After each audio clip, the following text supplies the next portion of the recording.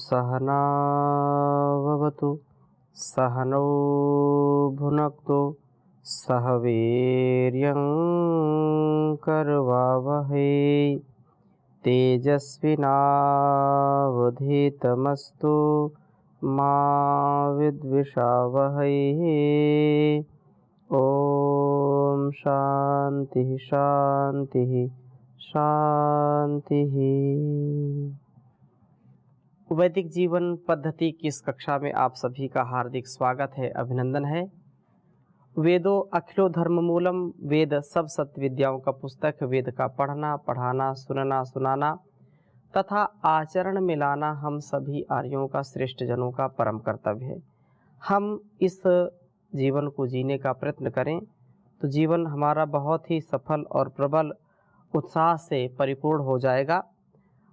निरंतरता से हम ऋग्वेद के 6ठे मंडल का स्वाध्याय कर रहे हैं और बहुत ही सुंदर चर्चा चल रही है कि हम अपने जीवन को श्रेष्ठ मार्ग पर चलाएं। पिछली कक्षा में हमने 6ठे मंडल के 16वें सूक्त के 15वें मंत्र का स्वाध्याय किया था और जिसमें कहा था मार्ग पर चलते हुए शक्तिशाली बनकर हम प्रभु का दर्शन कर पाते हैं। ये प्रभु दस्युओं का विनाश करके, राक्षसी स्वभावों का, आसुरी प्रवृत्तियों का विनाश करके हमारे लिए प्राप्त कराने वाले होते हैं, धनों को देने वाले होते हैं, विजय प्राप्त कराते हैं और इस प्रकार से जीवन को हम और श्रेष्ठता से जी पाते हैं। बहुत सुंदर वेद मंत्र है, सत्य और संयम। यह 16वां मंत्र है, आपके समक्ष लिखता हूँ फिर चर्चा करता हूँ। बहुत छोटे छोटे मंत्र हैं इस सूक्त के, बहुत ही लाभकारी ये मंत्र हैं। ओम एह्यु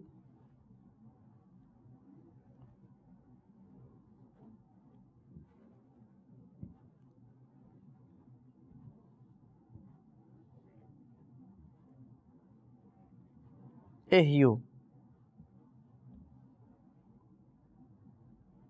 ओम एह्यु शु ब्रवाणी।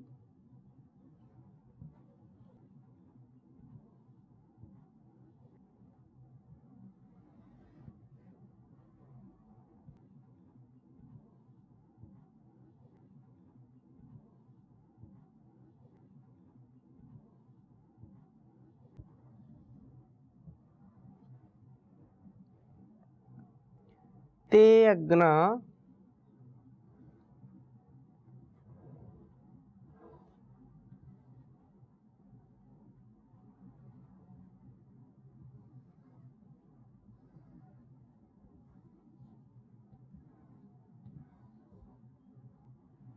ते अग्ना इत्थेतरा गिरः।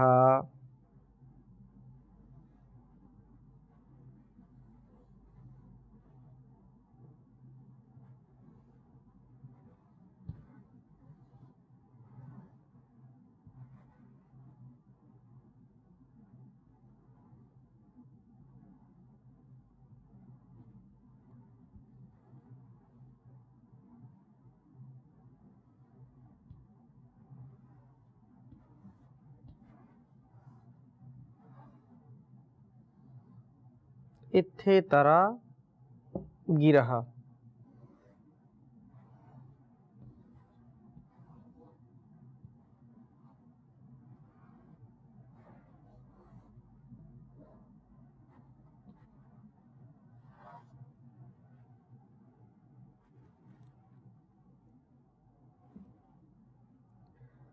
एभिर्वर्धासा इंदुभिः।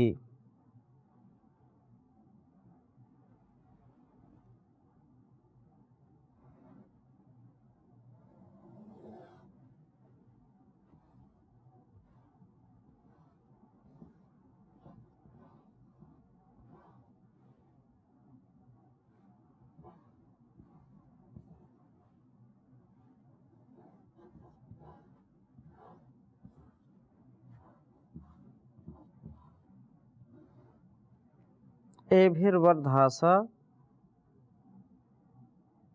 इंदुभिः।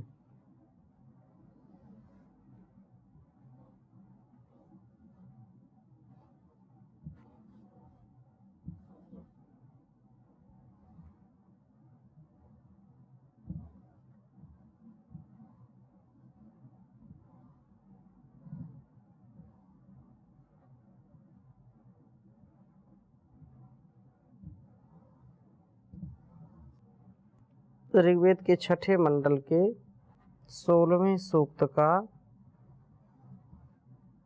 यह 16वां मंत्र है।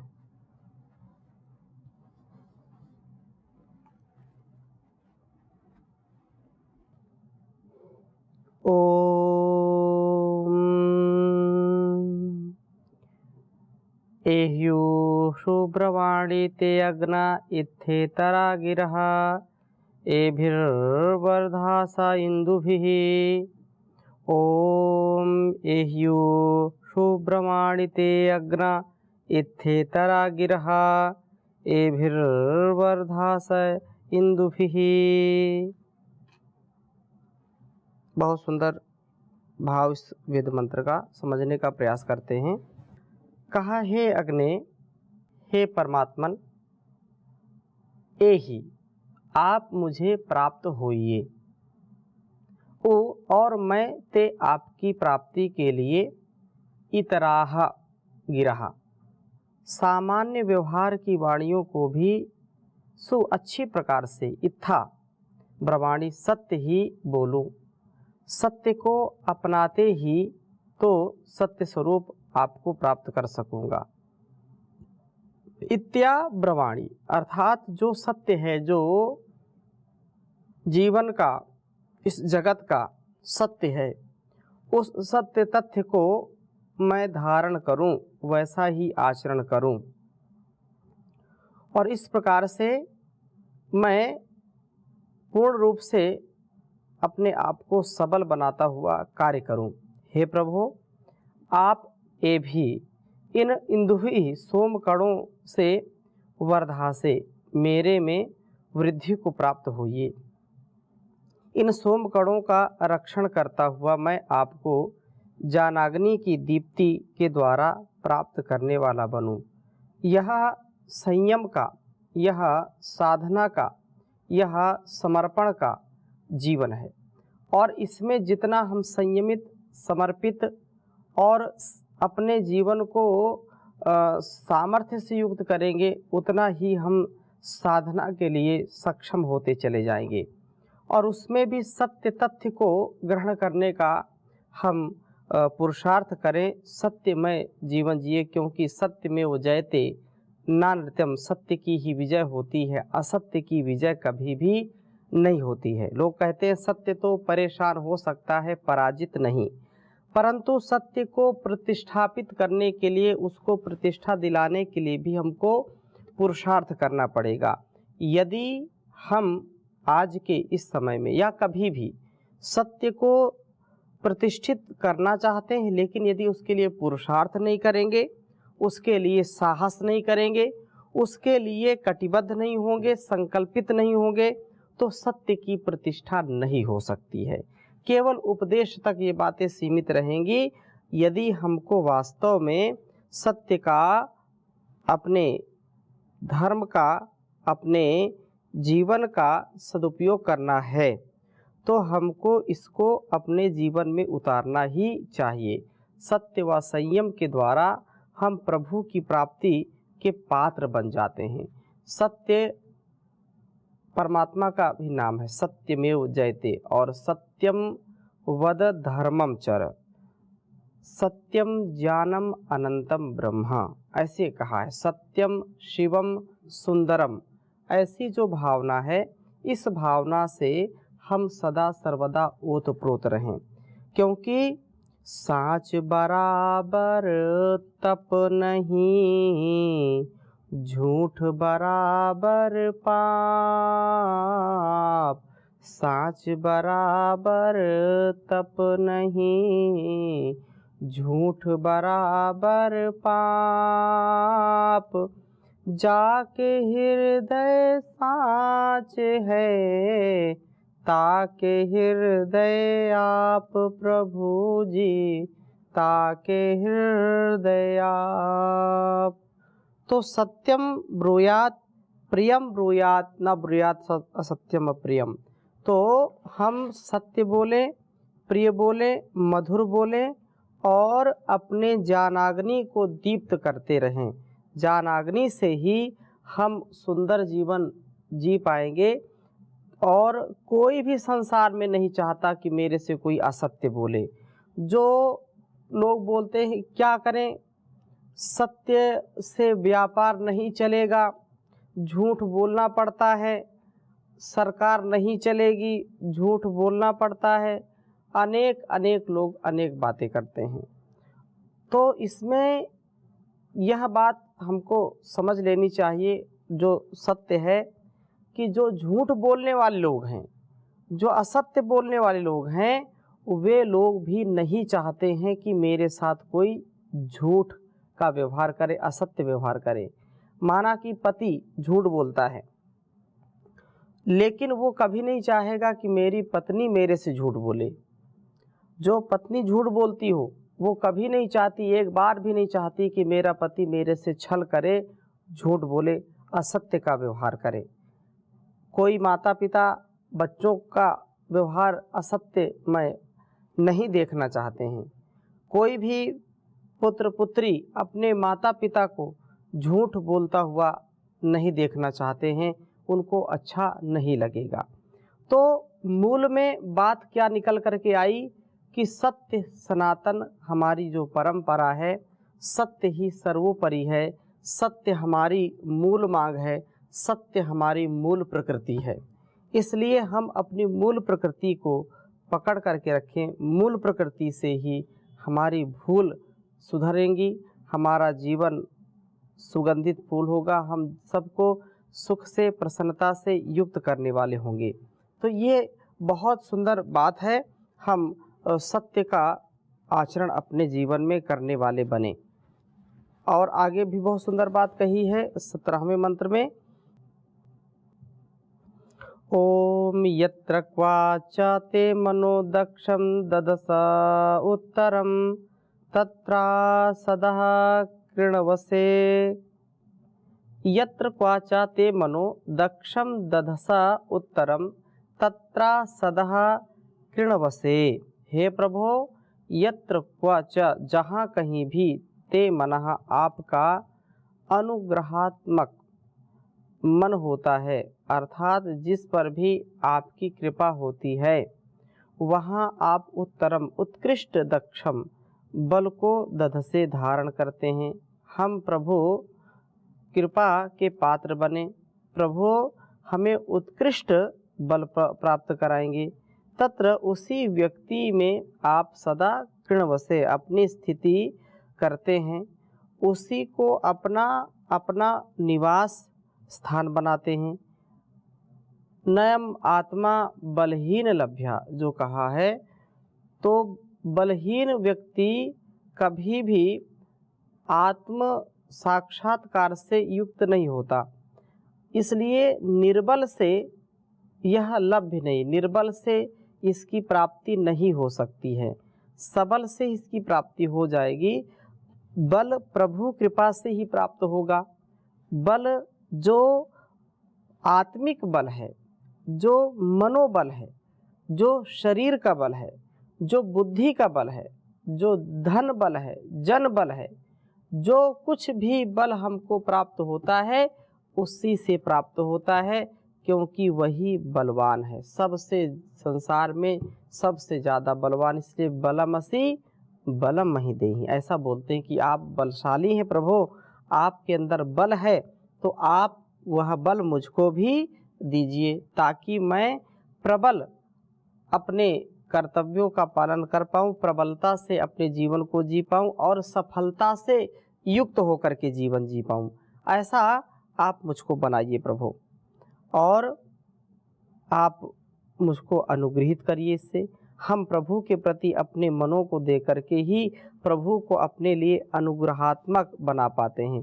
प्रभु के प्रति अपने मनों को दे करके, ये बहुत महत्वपूर्ण बात है जो संकेत इसमें किया जा रहा है। और यहाँ पर 17वें मंत्र में, तो 16 मंत्र है, 17वें मंत्र में जो बात कही जा रही है कि मनोदक्षम दधसा उत्तरम, मन हम किसके प्रति समर्पित करें? परमपिता परमेश्वर के प्रति समर्पित करें। जब मन में एक लगन है प्रभु के प्रति, उस भगवान के प्रति, तो अवश्य ही हमको वे सामर्थ्य से युक्त करेंगे, हमको अनुग्रहित करेंगे, प्रभु हमें उत्कृष्ट बल प्राप्त कराते हैं और प्रभु हमारे में निवास करते हैं, अर्थात हमको वो दिव्यता से भव्यता से भर देते हैं। मन हमारा शांत हो जाता है। मन के जीते जीत है, मन के हारे हार जो लोग बोलते हैं। तो मन यदि हमारा चंगा तो कठौती में गंगा, ऐसे लोग बोल देते हैं। मन की पवित्रता से, मन की निर्मलता से ही हमारा जीवन श्रेष्ठ बनेगा। तो मन यदि हमारा चंगा है, मन यदि मरीज तो लचीज कोई चीज़ नहीं। मन यदि चंगा तो कठौती में गंगा है। मन से है रीत प्रीत, मन से ही कलह द्वेष दंगा है। और प्रभु चिंतन से ही हमारा जीवन सत्य और तथ्य तक पहुँचेगा। इसलिए कहा, प्रभु भक्ति चिंतन किया करो, राग द्वेष त्याग सभी, अमृत का प्याला पिया करो। सुनो सुनो ए दौलत वालो, निज दौलत को सफल बना लो। सुनो सुनो ए दौलत वालो, निज दौलत को सफल बना लो। शुभ कर्मों में दे के दान, शुभ कर्मों में दे के दान, कुछ धन्यवाद ले लिया करो। प्रभु भक्ति चिंतन किया करो, राग द्वेष को त्याग सभी, अमृत का प्याला पिया करो। जितने भी दुनिया में प्राणी बोल रहे निज निज वाणी, दुनिया में जितने भी प्राणी बोल रहे जो निज निज वाणी, उनको ना पहुँचाना हानि, जीने दो और जिया करो।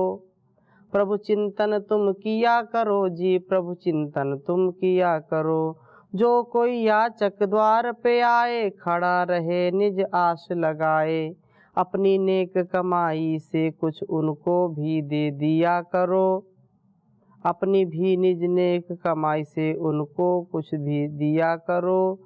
प्रभु भक्ति का चिंतन किया करो, प्रभु भक्ति में चित किया करो। यह संसार मुसाफिर खाना, एक दिन पड़े यहीं से जाना।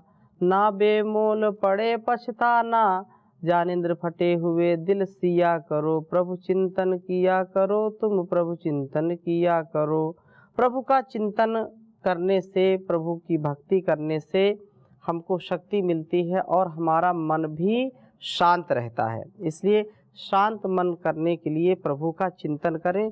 और इसी प्रकार से 18वें मंत्र में भी बहुत सुंदर बात कही है, प्रभु का पूरक तेज नहीं ते पूर्तमक्षि पद्भुवन्यमानाम वसो अथाद्वो वन वसे। कहा कि वे हे नेमानाम वसो, हम अधूरे अल्पज्य और अल्प शक्तिमान जीवों के वसो बसाने वाले, हमारे निवास को उत्तम बनाने वाले प्रभु।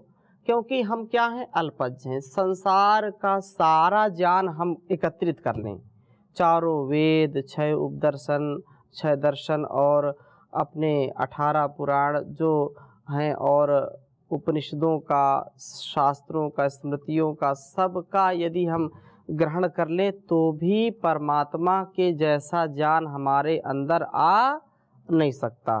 क्योंकि वह परमात्मा सर्वज्ञ है, सब कुछ जानने वाला है और ज्ञान का भंडार वही है। हम कितना भी सांसारिक ज्ञान एकत्रित कर लें, उसके बराबर कभी भी हो ही नहीं सकते हैं। और यह भी बात सत्य है कि एक व्यक्ति कितना ज्ञान अर्जित कर ले, उसका भी एक सामर्थ्य, कैपेसिटी है।